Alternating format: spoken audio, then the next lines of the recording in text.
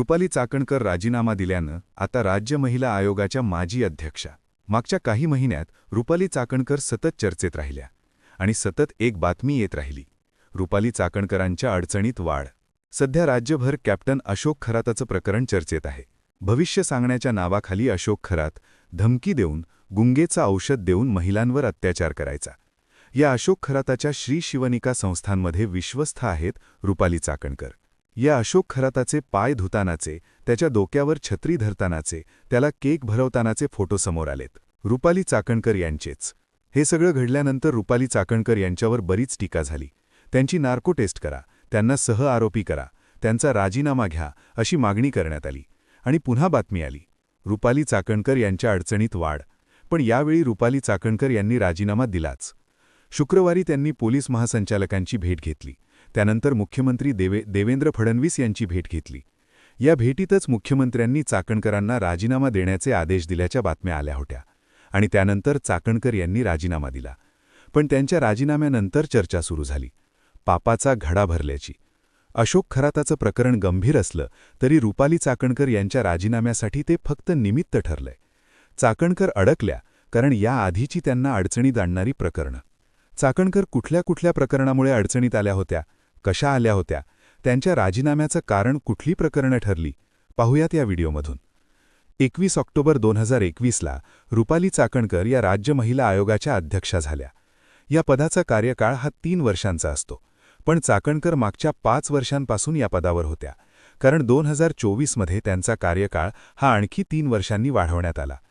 मागच्या 5 वर्षात त्यांचं नाव अनेक प्रकरणात गाजलं. अगदी अभिनेत्री तेजस्विनी पंडितला वेब सिरीजच्या पोस्टरवरून नोटीस पाठवली. पण उर्फी जावेदच्या विरोधात चित्रा वाघ यांनी तक्रार करून सुद्धा महिला आयोगानं साधी नोटीससुद्धा पाठवली नाही, म्हणून त्यांच्यावर टीका झाली. महिला आयोग सिलेक्टिव्ह भूमिका घेताय का असा प्रश्न अनेक प्रकरणांमध्ये विचारण्यात आला. पण सगळ्यात जास्त गाजली ती काही प्रकरणं. त्यात पहिलं प्रकरण होतं वैष्णवी हगवणे मृत्यू प्रकरण.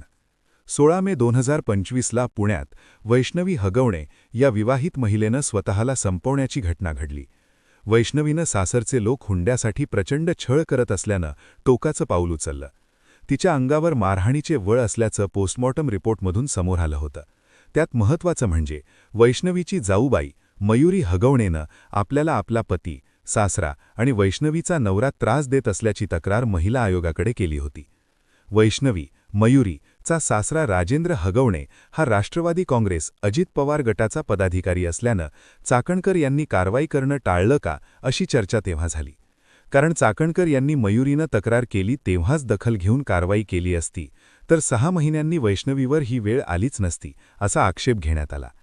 चाकणकर यांनी महिला आयोगानं मयुरीच्या तक्रारीची 24 तासात दखल घेतली असा दावा केला असला तरी त्यांची भूमिका या प्रकरणात चर्चेत आली. त्यात जेव्हा काही संघटनांनी वैष्णवीच्या प्रकरणात कारवाई होत नसल्याबद्दल चाकणकर यांना प्रश्न विचारले तेव्हा त्यांनी मीडियासमोरच अति होतंय अशी भाषा वापरली होती. तेव्हाही त्यांच्यावर सगळ्याच स्तरांमधून टीका झाली. वैष्णवी हगवणे प्रकरणात महिला आयोगानं हलगर्जेपणा दाखवला. स्वतः चाकणकर यांनी गुन्हेगारांना पाठीशी घातलं असा आरोप करत त्यांच्या राजीनाम्याची मागणी झाली. त्यामुळे त्यांच्या अडचणी चांगल्याच वाढल्या होत्या. पण तेव्हा त्यांचा राजीनामा झाला नाही.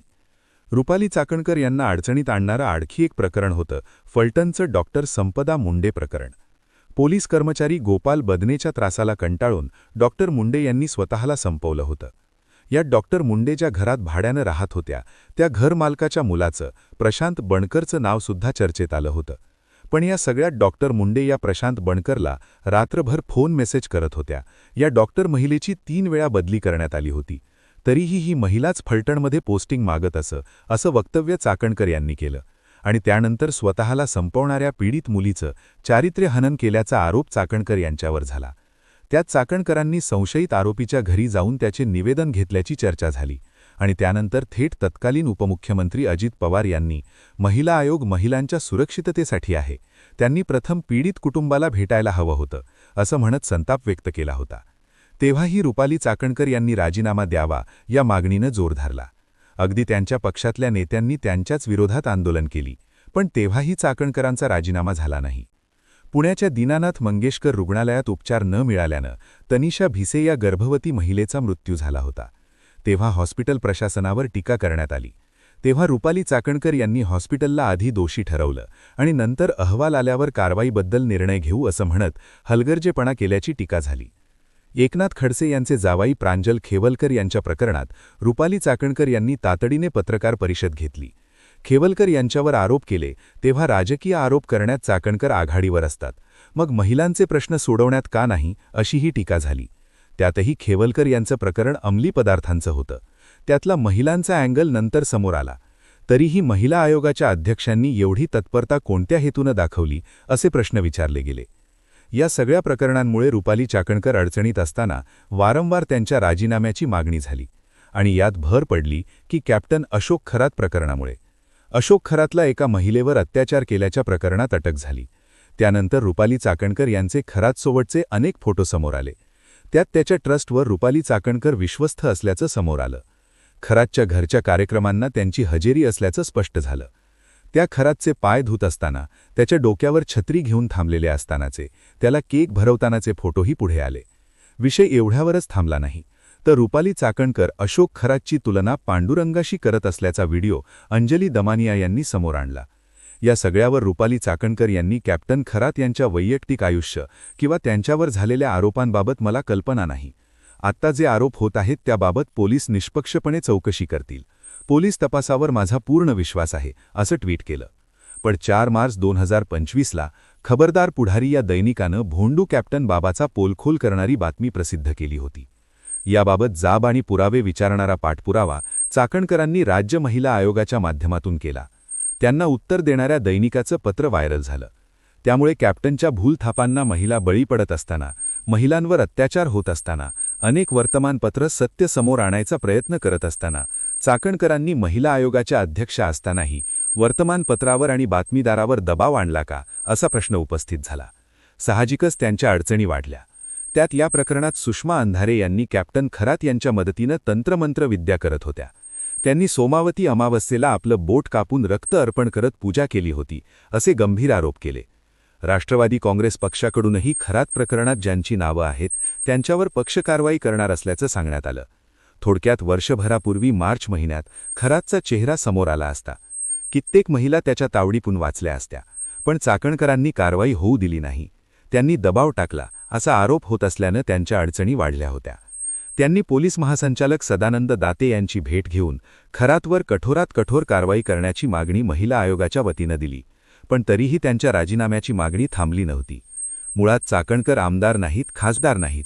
त्यांच्याकडे जबाबदारी होती ती महिला आयोगाच्या अध्यक्षपदाची.